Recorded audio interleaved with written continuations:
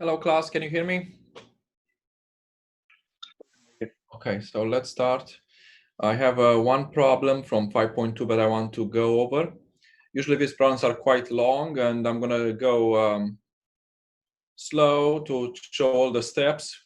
Now, if you watch the videos, there is nothing new except one part at the end, which I did say in the video that I'm going to mention in the Zoom meeting. Part that you're not going to be tested on. Okay, so let's look at the text. And one problem in the next exam will be exactly like this. Okay, exactly what you see here. Just the equation is different. And this is a problem that I gave in a final exam. I don't remember if it was 2 years ago or 3 years ago. Okay, so let's look at it. Here is the text.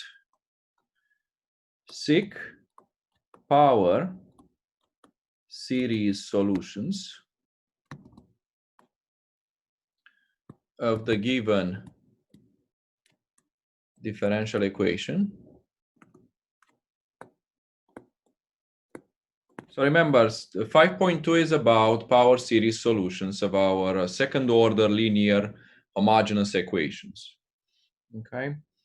Let me continue. About the point x0 equals 0. There is an example in the video, x0 equal 1, and you're going to have one like that in the homework. Use the recurrence relation to find the first 4 terms, and I would like to mention the first non-zero. Okay, they should be non-zero 4 terms in each of the two solutions y1 and y2 as shown in the video. That's what I have here. I'm not going to write, but in the text, in the exam, I said it's showed in class because I did this in class. Okay, so the equation is the following. Y double prime minus x plus 1 in parentheses y prime minus y equal to 0. So remember in chapter 3, we studied and fully solved second order linear equations with constant coefficients, homogeneous, I forgot to mention, homogeneous equations with constant coefficients, okay? And here in 5.2, we go a little further.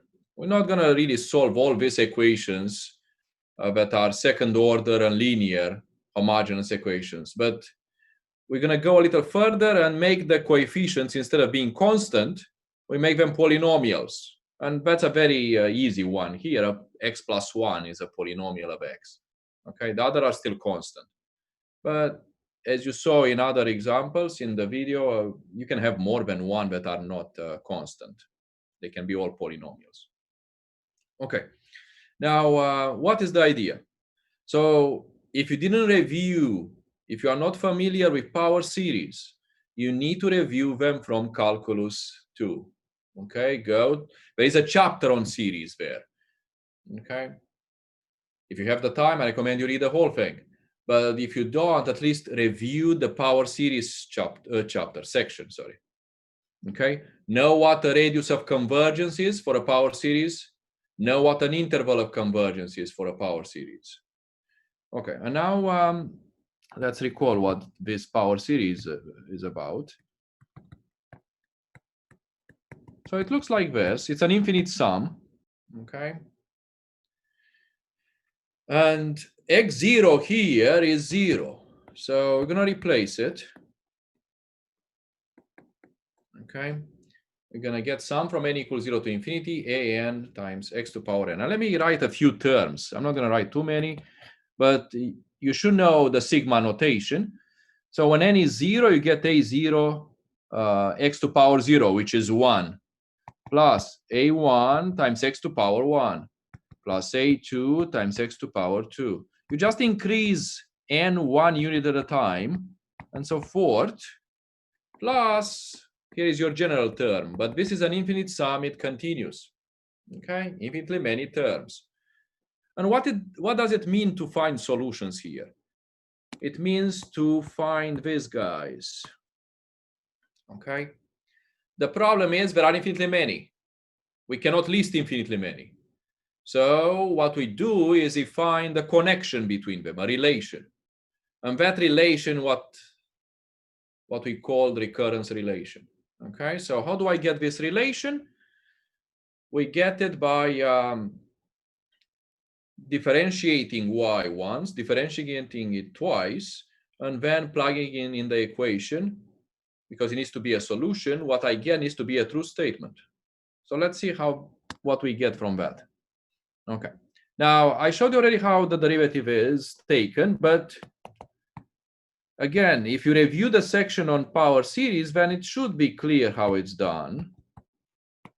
All you have to do is to differentiate term by term. That's the way we say it. Differentiate term by term. So you see that infinite sum above, one line above, you take one term at a time and differentiate it with respect to x.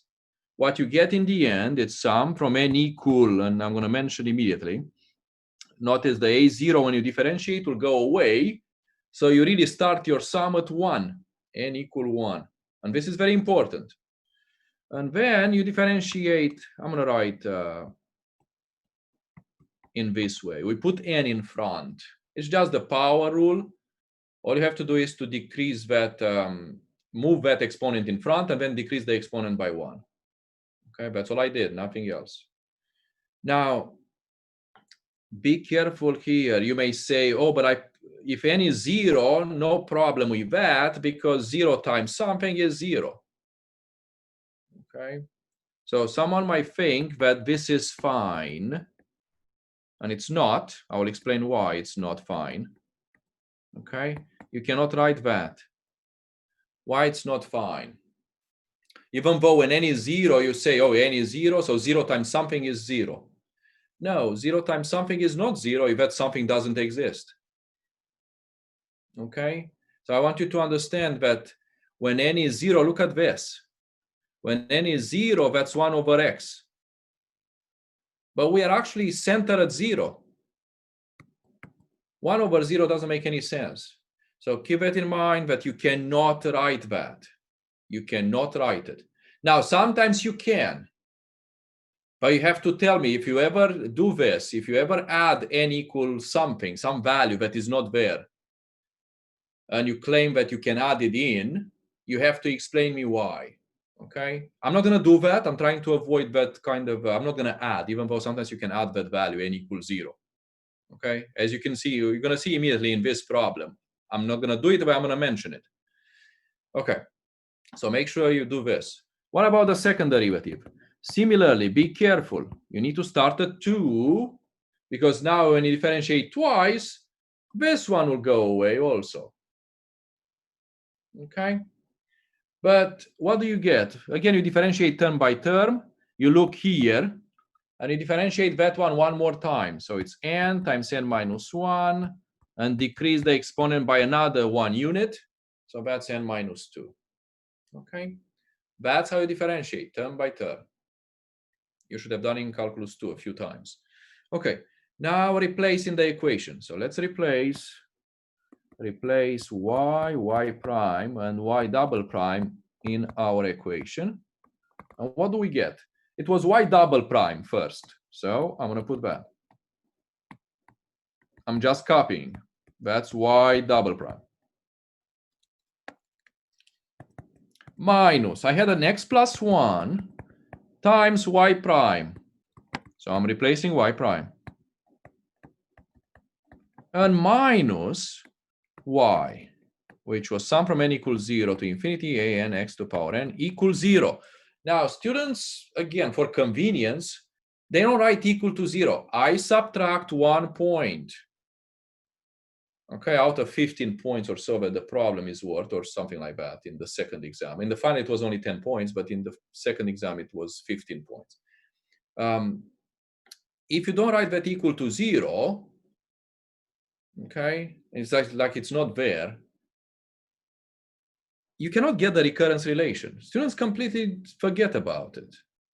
you need to write equal to 0. Some students, not many, but still enough for me to mention here. Okay, and I want to avoid seeing that as much as possible. Now, what's the next step? The next step is you want to put everything inside the series. You don't want to see anything outside except maybe a negative sign, okay? But nothing else should be in front of the series. So this guy is the problem here. In other problems, you may need to do more than this, but here is just that guy.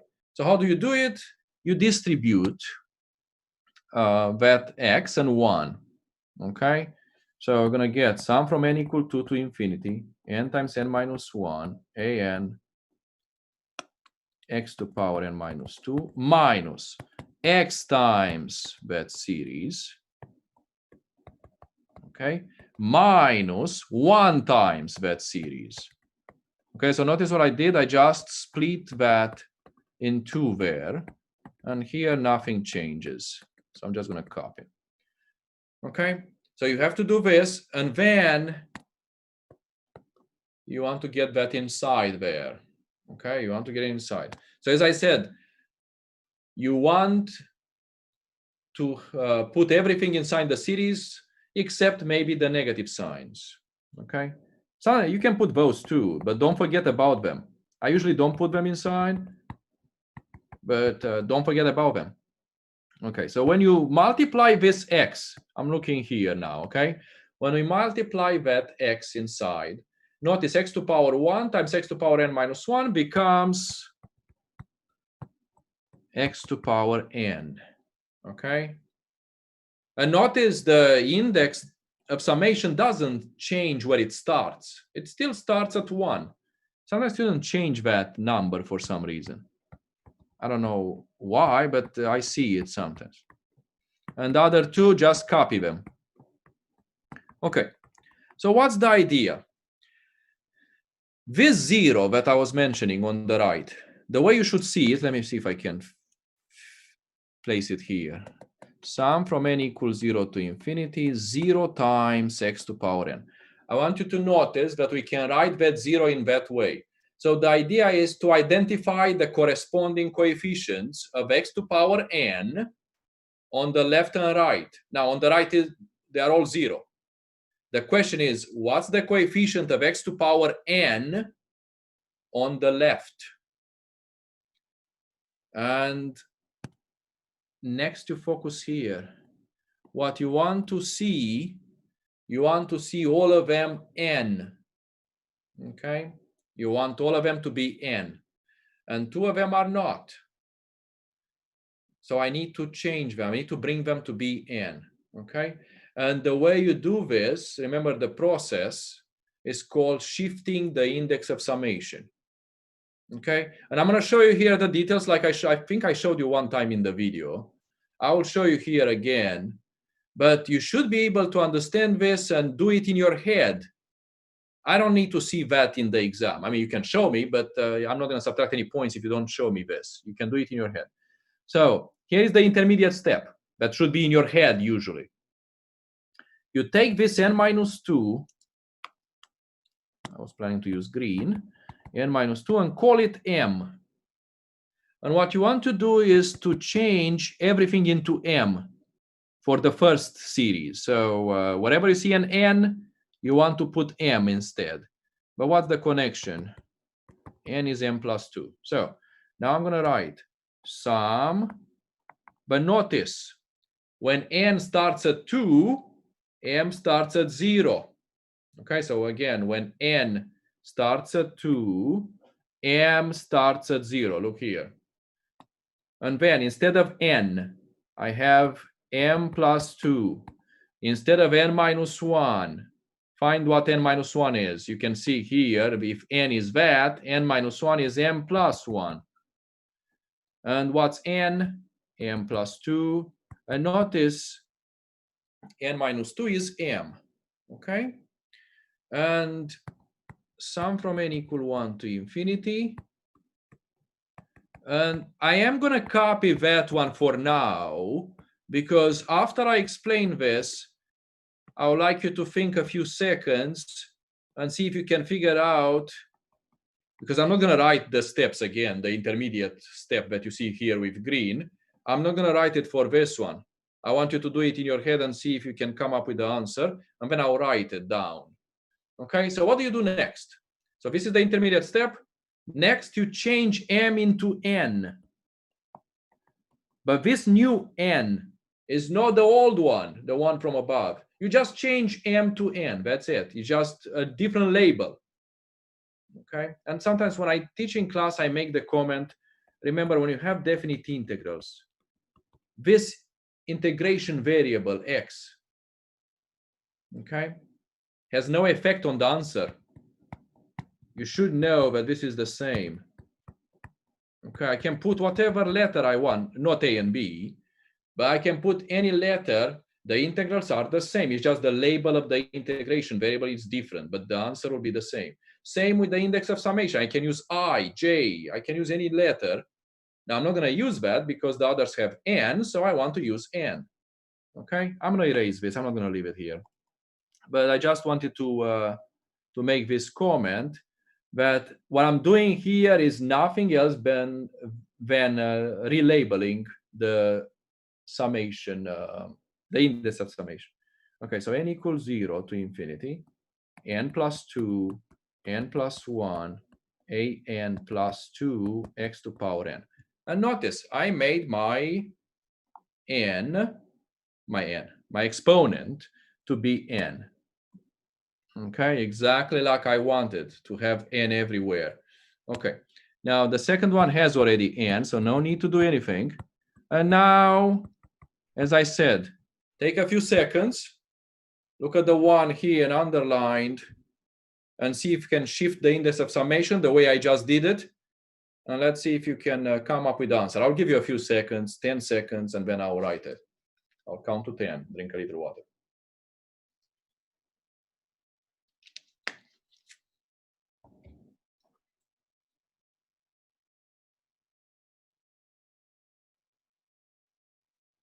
Okay, so here it is. Sum, so instead of n equal 1, I'm going to have n equal 0. Why 0? Because this n minus 1 will become my new n. Okay, and then I have here n plus 1 and a index n plus 1. Okay, you should see the connection with the one from above. So again, I just shifted the index of summation to achieve this exponent n. Now, the other one I had it, and I have also n in the last one. Okay, so this is one very important step. All your powers must be n at some point.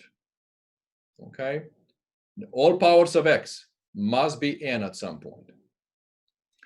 Why is that? It's because that's how you recognize the coefficient of x to power n on the left. Now you should be able to write the coefficient of x to power n on the left. Now, but what do we notice? There is another thing that you have to notice here. And in this problem, just one of them starts at a different value. In the first example that I did in the video, we had a different situation. I think I had two. One started at 1, one started at 2. So it depends. It changes from problem to problem. This is very problem specific, so keep that in mind. Professor, how do you get in the summation that n equals 0 for that second one you did? So again, you just call this one here, n minus 1, you call it m, okay? So notice, when n starts at 1, your new n, this will be your new n, starts at n minus 1, 1 minus 1, 0. Okay?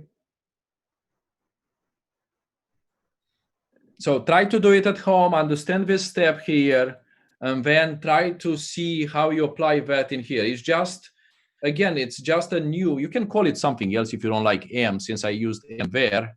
What should I use? Call it, do I have any p anywhere? I don't think I have any p. Lowercase p, call it lowercase p. So notice when n starts at 1, p starts at 0. Okay? And that p is the new n. After you change the label from P back to N, but I told you that the second N, the new N, is not the same as the first one. Okay, so try to understand this shifting the summation. You should have done it in calculus, in calculus 1, played a little bit with index of summations, and you should have done that in calculus 2 also. Okay, so we shifted the index of summation, we got all these exponents to be N, and now we can see the coefficient of x to the power n. And what you have to notice is that this guy here doesn't have n equals 0. Okay, so for n equals 0, the coefficient will not be found with the same formula as the other coefficients. I want to notice that all series contain x to the power 1 and above. So for n greater than or equal to 1, notice I'm leaving one line empty.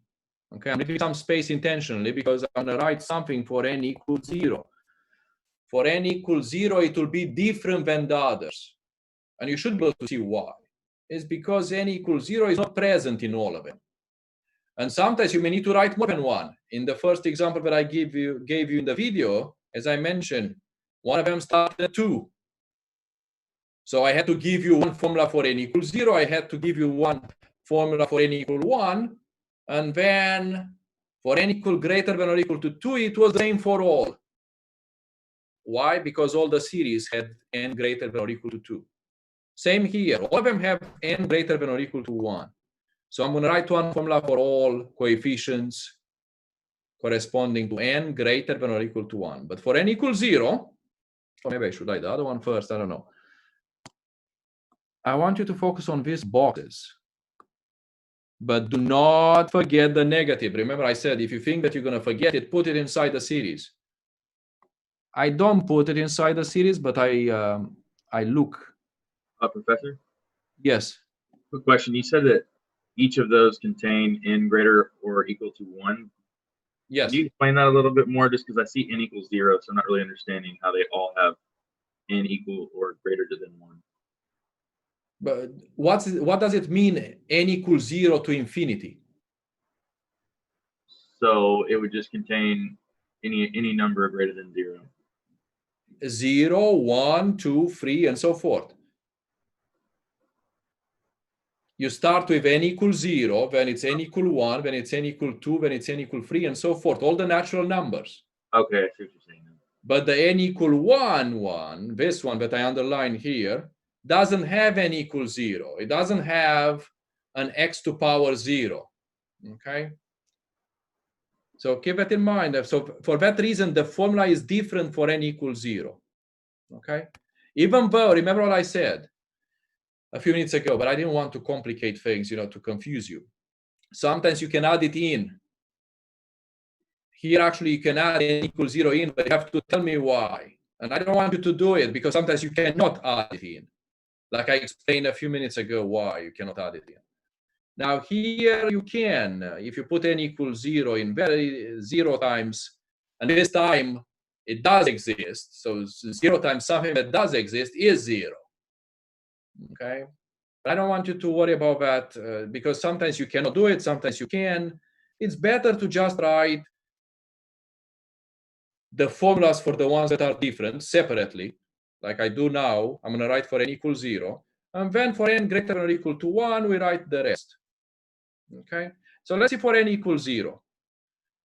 Look only at the series that have n equals 0 and plug in n equals 0 instead of n in the blue boxes. Okay?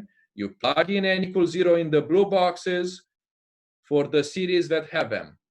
So look at the first series, 2 times 1 times a2.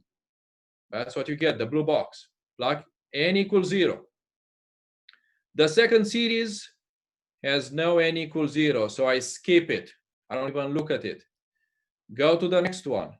The third one, plug n equals 0 in the blue box. Do not forget the negative sign in front. What do you get? 1 times a1. Go to the last one, minus a0.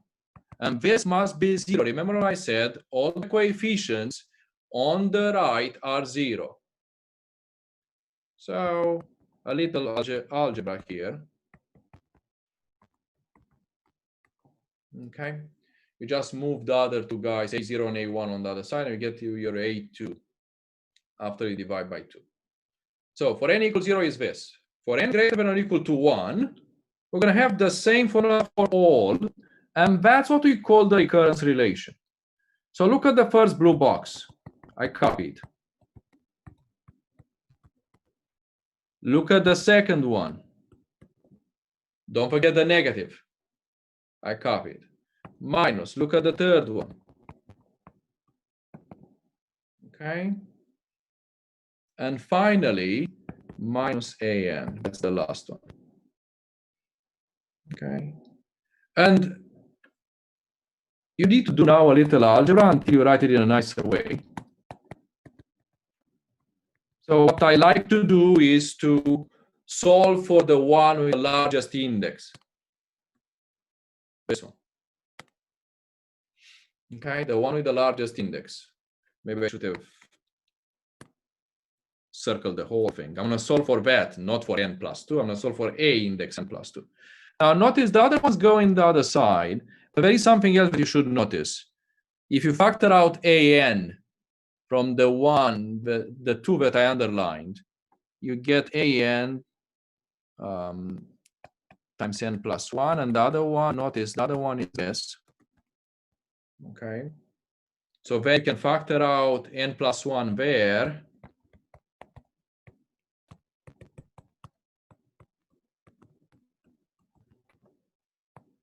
Divide. Okay, and notice. Now, some students didn't notice this one I gave them in the final this problem. But if you don't notice this cancellation, it's still okay. It's just that it makes your life harder on the second part of the problem. So you should notice this. Okay.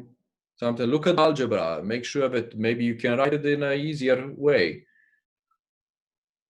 And that's what we call the recurrence relation. Let me write it. An plus 2 equals an plus an plus 1 over n plus 2.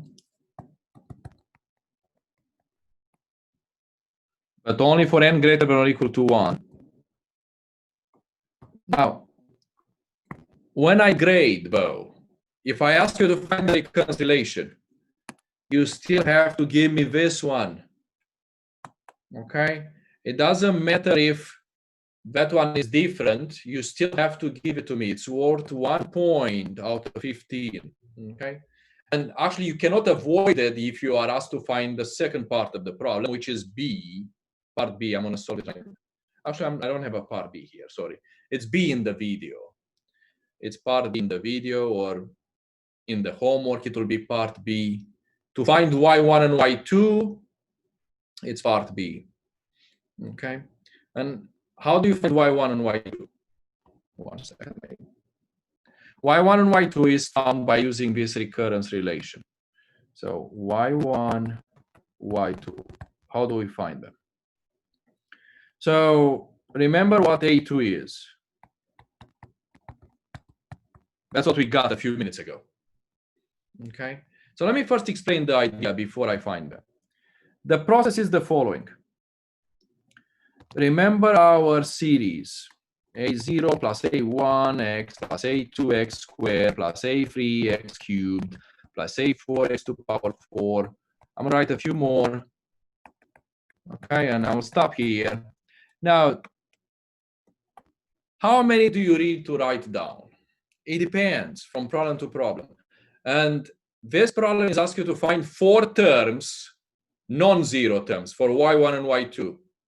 If your problem would have asked 3 or 5, then you may need to write a different number of terms down. Okay? But the idea is the following. Since I must find 4 terms, I need to see A0 and A1 appearing 4 times when I write my coefficients in terms of only A0 and A1. Okay, so let me explain. Here is my first A0. Okay, Where is my second A0? My second A0 will appear here. I want you to notice it. Here it is. My second A0 will going to appear when I write my A2 in terms of A0 and A1. In this problem, my third appearance for A0 will be in A3, and my fourth will be in A4. Now, in some problems, this might not be the case. Maybe my third A0 will be in A4 instead of A3. And it happens, actually. In my first problem in the video, that's what happened. A3 didn't have A0. A3 didn't have A0. It had only A1. So that's the idea. You need to find your coefficients. How many do you find in terms of A0 and A1? As many as you need to see 4 times A0 and 4 times A1. Okay? So let's see. I already pointed out 2 A0s. I have one in A0, one in A2. Let's see what A3 is. And then you're going to see your third A0. And then A4 will provide the fourth A0. Okay. What's A3?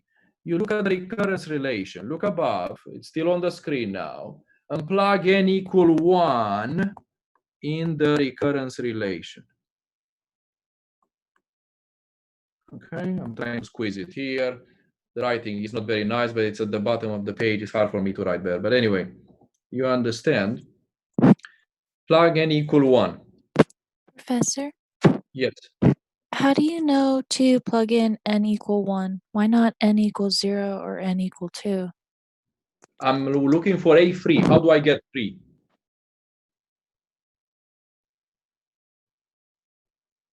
Look here. How do I get 3?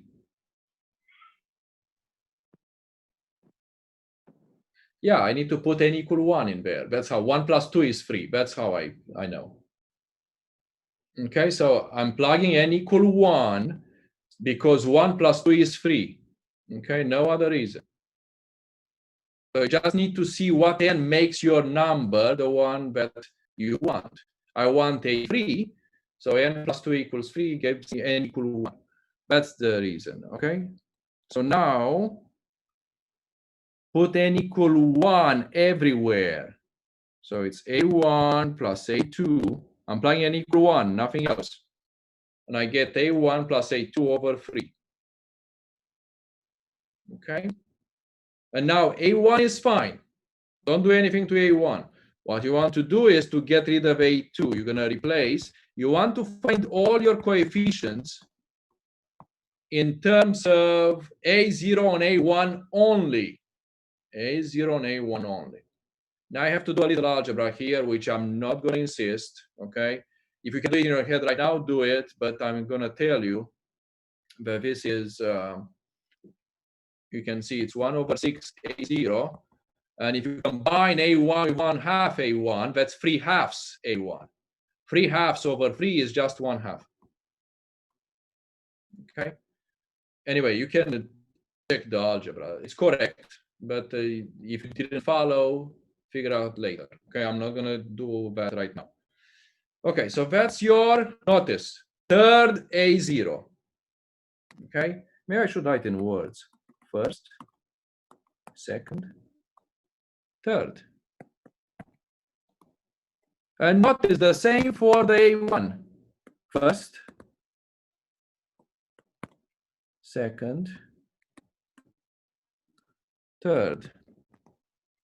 But remember what I said, some of them might be missing. And your homework problem, I think in one of them, in A3 is missing. They are fine, or in A4, I don't remember. But they will be missing, so you have to go to the next one. You cannot stop until you see 4 A0s and 4 A1s. Now here, by the time I do A4, I'm going to see 4 times both of them, A0 and A1. Okay, so what's A4? I don't have the recurrence relation in the screen anymore, but you should be able to, if you have it in your notes. Plug in n equal 2, what do you get? It's just A2 plus A3 over 4. A2 plus A3 over 4. Replace your A2. That's A2. What's A3? Look above. 1 over 6 A0 plus 1 over 2 A1 over 4. I'm not going to even do this. I'm going to give you the answer. Okay. What I'm trying to say, I'm not even thinking. Okay. I'm just giving you the answer. You can double check later, but it's okay. Okay. So notice this is your fourth appearance. And the same for the other one. Different color. Okay. So we got all to appear 4 times. So now we need to find y1 and y2. So here's how it's done.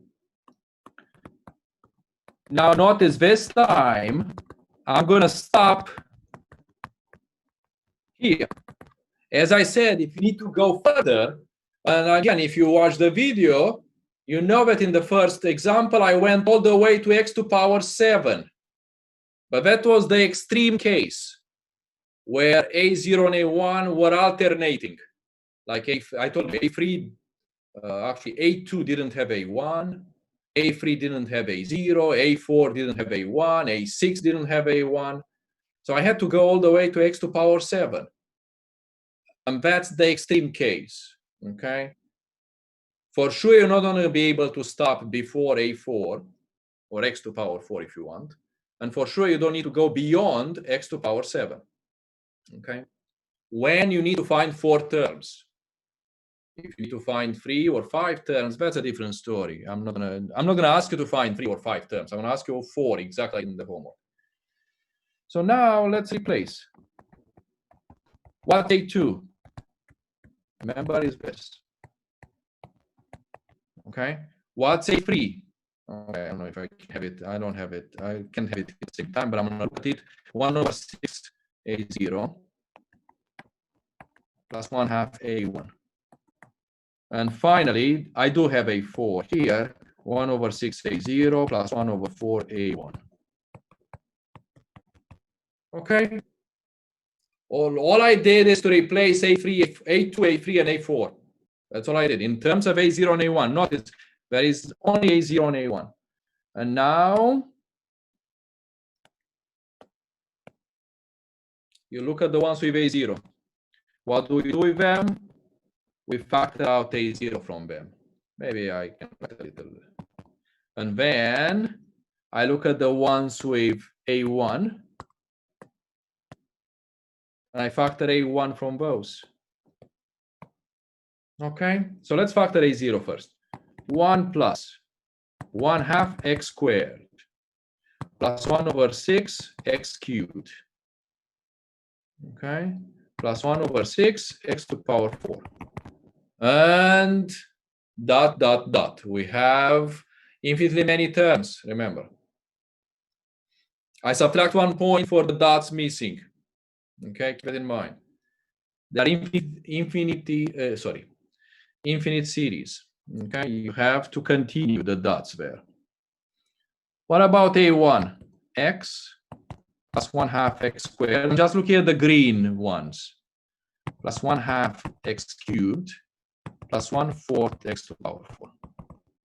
Okay, and now this guy here is y1 with the dots. Okay, okay, and this one here is y2. That's the process. Okay, so y1 is, let me write it here. And I also mentioned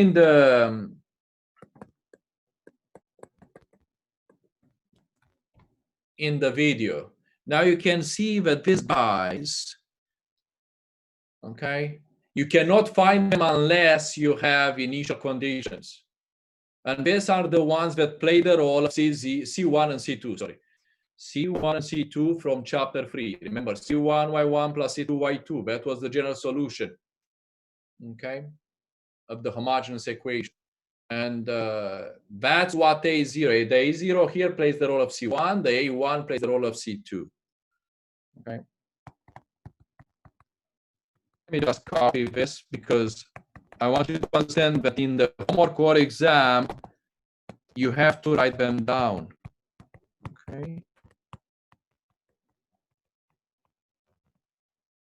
Those are the y1 and y2. And they form a fundamental set of solutions. That's the part that I didn't show you in the video. Okay, I did mention it, but I said that in the Zoom meeting, I'm going to show you that the Wronskian, some number is not 0, it's different from 0. Okay, but actually I did mention the number that you should consider. It's always the center of your power series. In this case, is 0. But in the second example in the video, the center was 1.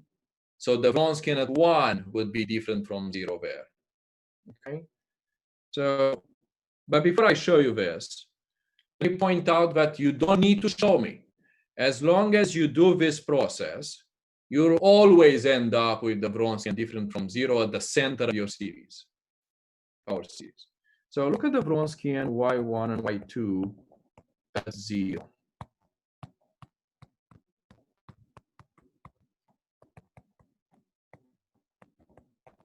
Okay, remember what the Wronskian is. And let's see. Look above. What's y1 at 0? Can someone tell me? What's y1 at 0?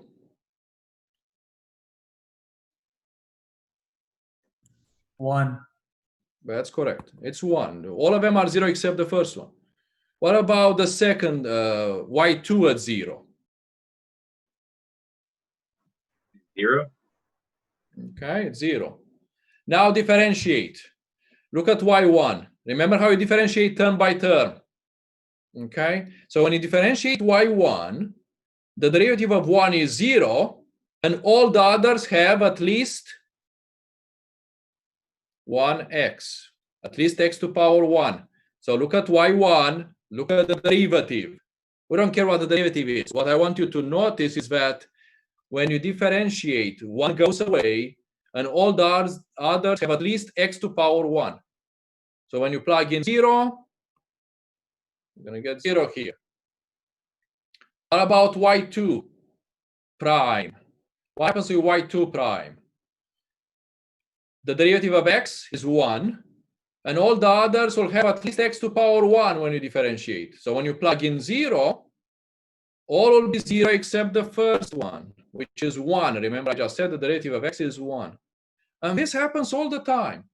So if you find your solutions the way I showed you right now, your Wronskian will be like this for all problems. All problems.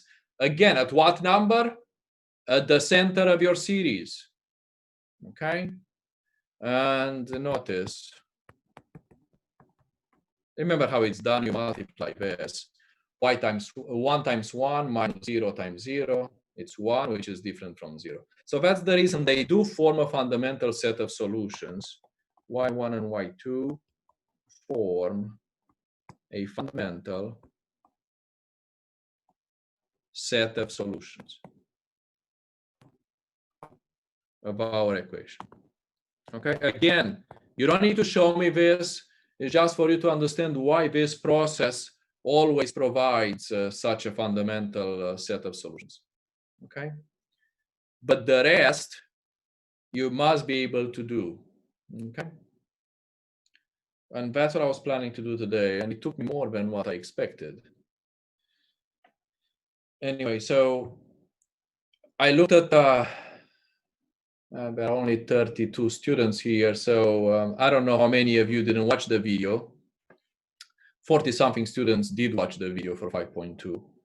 So I don't know if some of you didn't watch it. I will stop here. I expect you to, if you didn't watch it, please go now and watch it.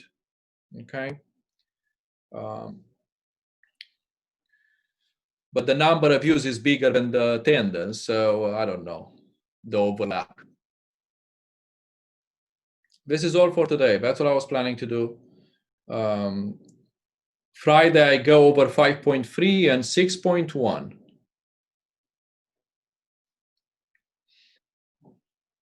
No problem. Any questions?